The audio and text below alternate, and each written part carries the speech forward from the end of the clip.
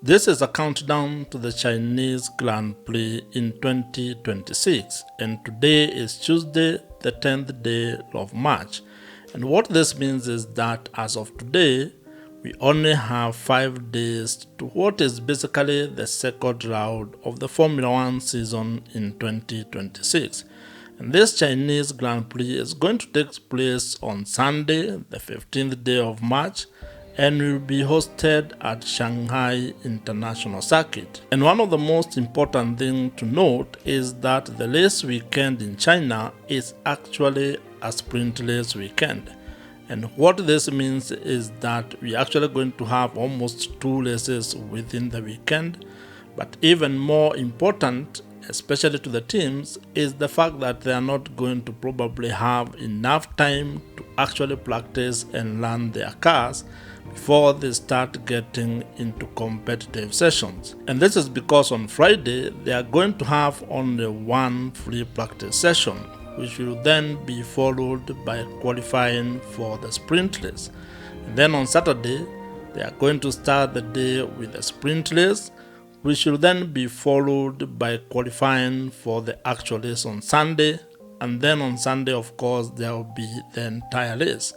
What this means is that most teams are going to probably have a struggle during this particular weekend, because when you consider that this is a new season and the new regulations with a lot of moving parts, there are a number of teams that probably will not be able to actually have a handle of their issues in that free practice session. And when you consider that there are also a number of teams that did not finish the race in Australia, it is also possible that the Chinese Grand Prix might end up having a few DNFs as well.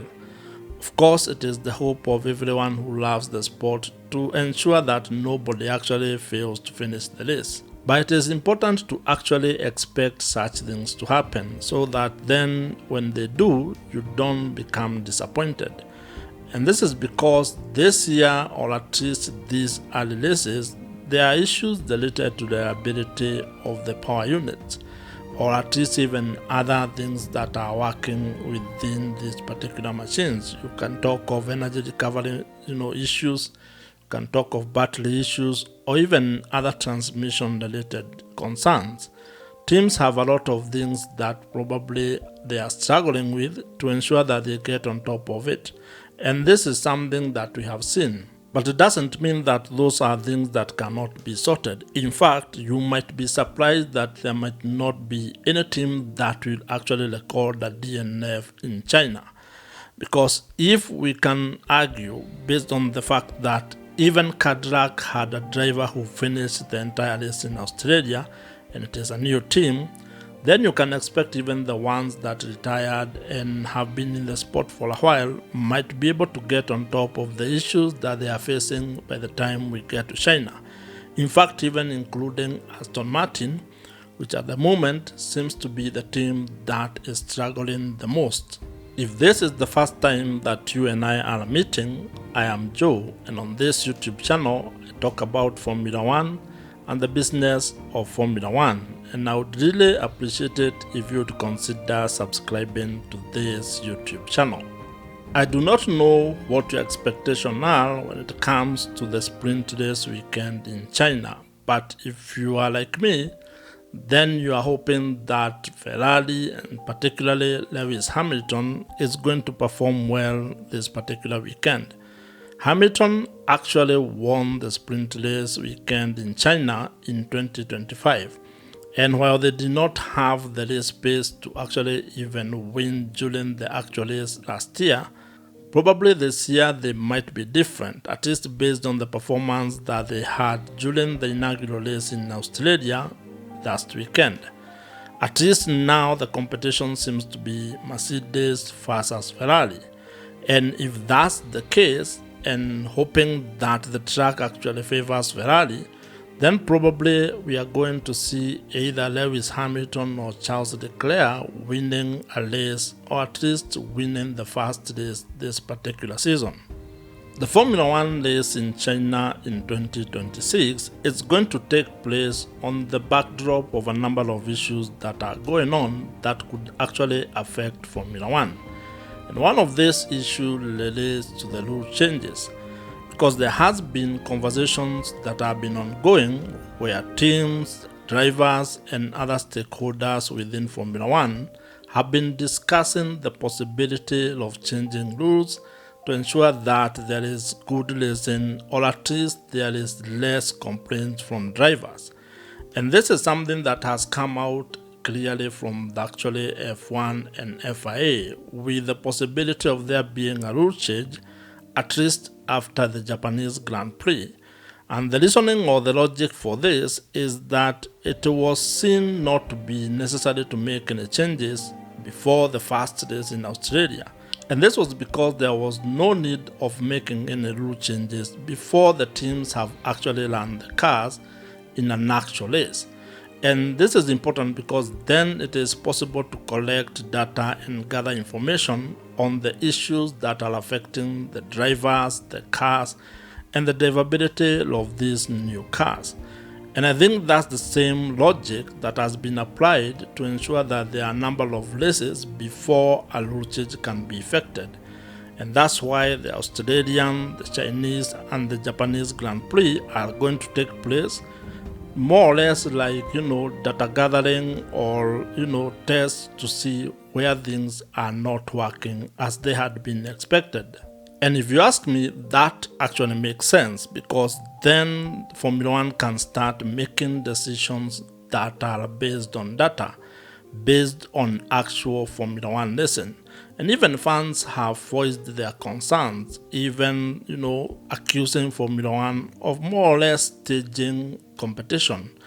Because the kind of, competition we saw in Australia between Charles Leclerc and George Russell, to a number of fans and supporters of Formula One, it looked like it's engineered. It's not actual racing where you pass one driver, then the driver passes you. That kind of a yo-yo kind of competition looked like it is not real.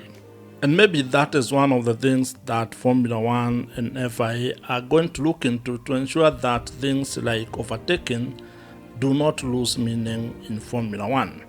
The other issue that could affect Formula One that is also going on in the world as we gear up to the Chinese Grand Prix is the fact that there is a situation in Middle East. And this is a conflict that has been brought about, or that involves United States, Israel, and Iran. And that could affect the sport because in April, there are two races that are scheduled to take place in Middle East. And that is the Bahrain Grand Prix and the Saudi Arabian Grand Prix. And as of now, that decision has not been made as to whether those races will proceed or they will be cancelled. And it is hoped that by the end of the Chinese Grand Prix, at least a preliminary decision will be in place, because after the Chinese Grand Prix, the teams will need to decide where to take some of the things that they will be using this particular weekend. And that would, of course, mean having the clarity on where the next race would be, because it would involve cost and logistics, things that need to be pre-planned. And with the rising crude oil prices, which of course would affect an aspect of Formula One when it comes to the cost of logistics, transport, as well as fuel, it would be important to have some of these decisions out of the way so that the teams can be able to plan themselves accordingly. The Formula One race in China is always exciting and also attracts a huge number of supporters and fans who attend this particular race. And of course, it can also be restrictive, especially for people traveling into China. This is because of the policies that the Chinese government has in terms of probably some of the things that you can use, including gadgets.